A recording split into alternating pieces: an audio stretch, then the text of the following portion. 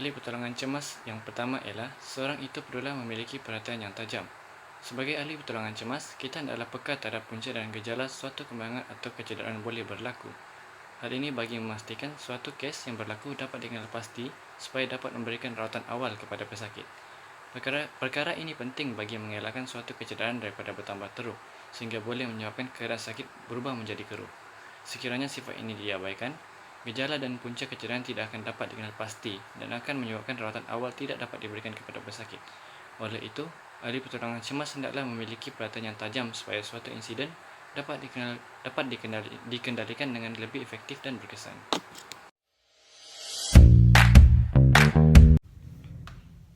Nama saya Muhammad Ikhwan Syah bin Zamri, Nomatrix AA 201241. Bagi sifat-sifat ahli pertolongan cemas yang kedua ialah kita seharusnya pantas ikhtiar. Kita seharusnya menggunakan apa sahaja yang sesuai yang berada di sekeliling kita. Kita juga perlu berusaha, iaitu ikhtiar untuk mencari bantuan daripada orang lain. Contohnya seperti saya, menghubungi pihak hospital untuk mengambil mangsa yang dalam kesulitan agar dirawat di dalam hospital dengan lebih teliti. Sifat-sifat ini perlu dipraktikkan oleh semua pihak agar tiada sebarang perkara yang tidak diingini seperti maut.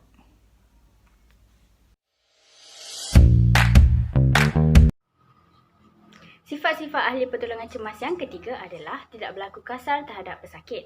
Sebagai ahli pertolongan cemas yang berhemah, kita janganlah mencederakan dan menyakitkan orang yang cedera. Sebaliknya, kita harus memberi keselesaan kepada pesakit ketika proses rawatan sedang dijalankan.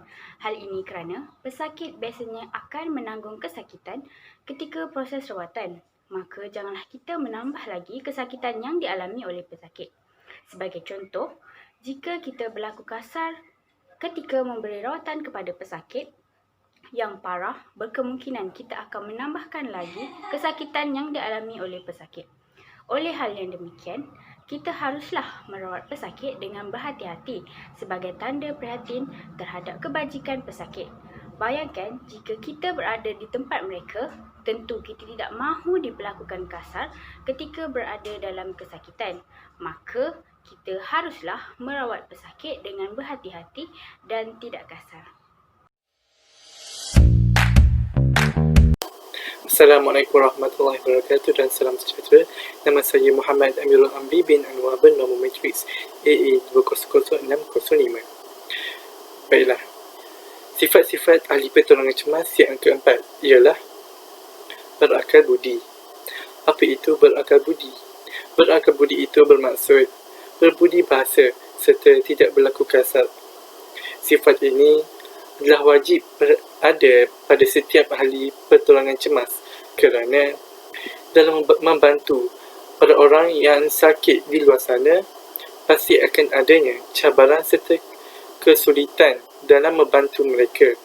Sebagai contohnya, ada yang pesakit, egois dan panas badan yang tidak ingin dirawat. Oleh itu, ahli-ahli pertolongan cemas haruslah sentiasa tabah dan cekal serta melayani mereka dengan layanan yang baik. Sifat-sifat ahli pertolongan cemas yang kelima adalah bertimbang rasa. Kita hendaklah bertimbang rasa terhadap orang yang cedera. Sikap bertimbang rasa wajib ada dalam diri semua orang. Sikap bertimbang rasa bukan sahaja sesama manusia tetapi juga terhadap haiwan serta tumbuhan. Kadang-kadang kita kena letakkan diri kita ni sebagai seorang yang cedera. Dan sebagai seorang cedera, semestinya perlukan bantuan kita. Kita kena berfikiran bahawa kalau kita tak tolong dia, siapa lagi akan tolong dia? Rasulullah SAW bersabda bahawa sebaik-baik manusia adalah manusia yang memberi manfaat terhadap orang lain.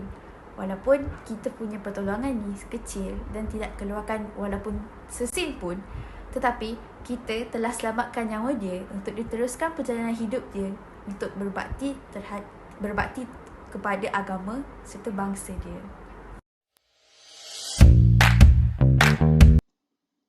Hai semua, nama saya Lim Kian An dan pada hari ini saya ingin menerangkan tentang sifat-sifat seorang ahli pertolongan cemas yang keenam, iaitu sentiasa mengekalkan senyuman pada muka apabila memberikan pertolongan kepada mangsa.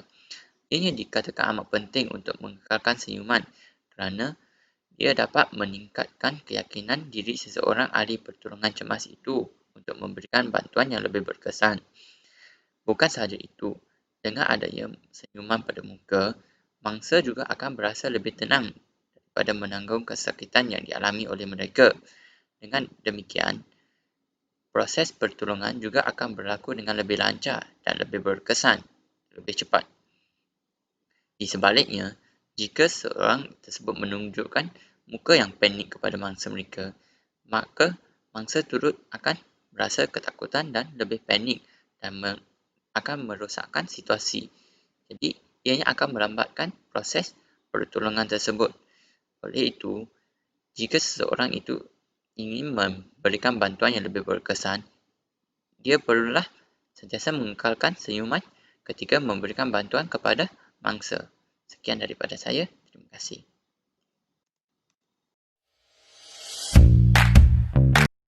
Sifat-sifat ahli pertolongan cemas yang terakhir ialah kita seharusnya memberi pertolongan daripada apa yang kita tahu sahaja. Kita sepatutnya melakukan pertolongan cemas berdasarkan apa yang telah dipelajari dan apa yang kita mampu sahaja.